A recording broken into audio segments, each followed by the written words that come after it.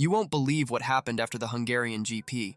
Red Bull has banned Max Verstappen, that's right, banned, from doing one of the things he loves most. But hold on, I'll explain everything. After a tough weekend in Hungary, where Red Bull couldn't show its usual dominance, things got tense. And as if that wasn't enough, Verstappen will also face a penalty in the next GP in Spa. But what about Checo? Could the Mexican be on his way out of the team? Stick with me, and I'll tell you all the details.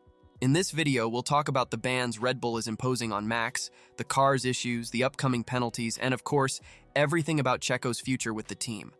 Grab some popcorn because things are heating up. Let's start with the bombshell. Verstappen is banned from doing simulations before races. That's right, folks. The Flying Dutchman, known for being a whiz not just in F1 but also in online racing, now has to take a break from this fun. It all started when Max decided to participate in a simulation race until the wee hours of the night before the Hungarian GP. The problem? The next day, we all know what happened. An irritated, frustrated Max who left complaining about everything and everyone. Helmut Marko, Red Bull's advisor who keeps an eye on everything, wasn't happy about this at all.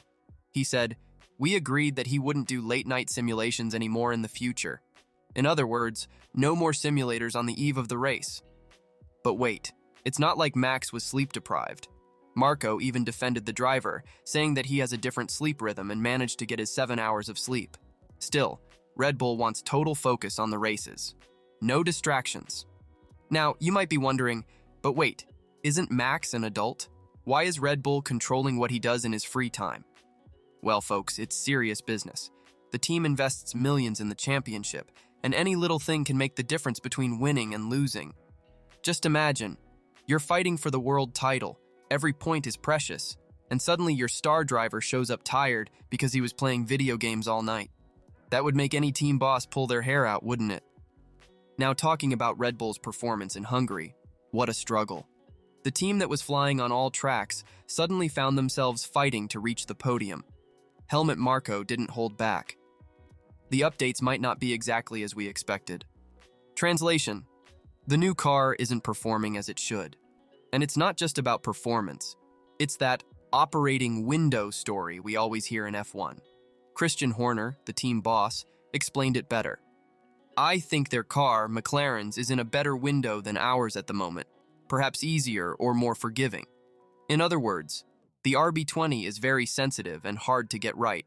A little change in temperature and everything goes sideways." And Max? Well, he's not happy at all with this. After the race, he even joked that he should install the pit wall software in his car. It's clear the team's strategy isn't pleasing the Dutchman either. But let's better understand this operating window story. In F1, it's not enough to have a fast car. It needs to be fast under different conditions. Hot track, cold track, new tires, old tires. The wider this window, the easier it is for the driver to extract the maximum from the car. Red Bull's problem is that this window is very narrow. On a track like Hungary, where the temperature changed a lot between practice and the race, this turned into a nightmare for the engineers. They had to perform acrobatics to try to keep the car competitive.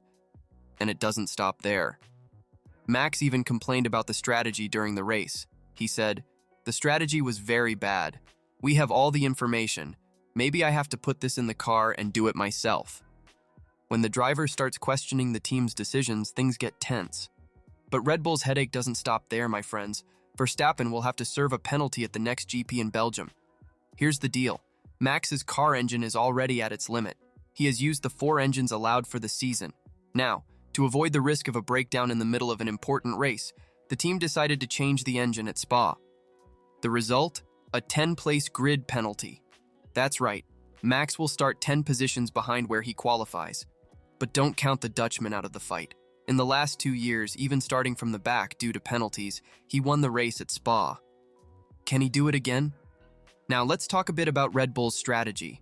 Why change the engine at Spa? Well, it's no coincidence. Spa-Francorchamps is a circuit known for its overtaking opportunities. If you have to serve a grid penalty, it's better to do it on a track where you can recover positions, right?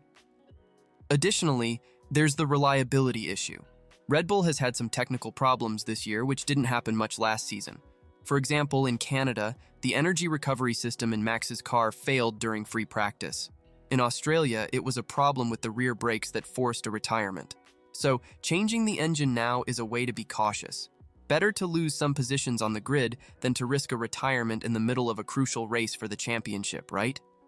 And what about Perez's situation? He's in a more delicate spot than a tightrope walker. After a promising start to the season, Perez has spiraled into poor results, leaving Red Bull on edge. The problem is that McLaren is coming on strong. At the Hungarian GP, they scored a 1-2 finish that must have frustrated the Red Bull team. With Checo not scoring consistently, Red Bull is becoming vulnerable in the Constructors' Championship. But not all is lost for the Mexican. At the Hungarian GP, he made a great recovery drive, moving from 16th to 7th. Horner even praised him. Checo had a very good race, the strategy worked there, and everything was very good. But is that enough? The big question is, Red Bull needs 2 strong drivers to hold off McLaren and secure the Constructors' title. Max is doing his part, but Checo needs to deliver more. It's not enough to have one good race here and there. In today's F1, consistency is key, and Checo does have Max's support. The Dutchman said, "I support him every weekend. I answer all his questions, including about the setup." But we know that in the F1 world, friendship is nice, but results are what count. Helmut Marko, never one to mince words, already warned, "On Monday after Spa, I will fly to England to meet with Horner to decide his future." In other words, Checo's fate could be decided during the summer break. Pressure? No problem. Well, my friends, Red Bull isn't playing around. They are already eyeing possible replacements for Checo, and there are some big names on the list.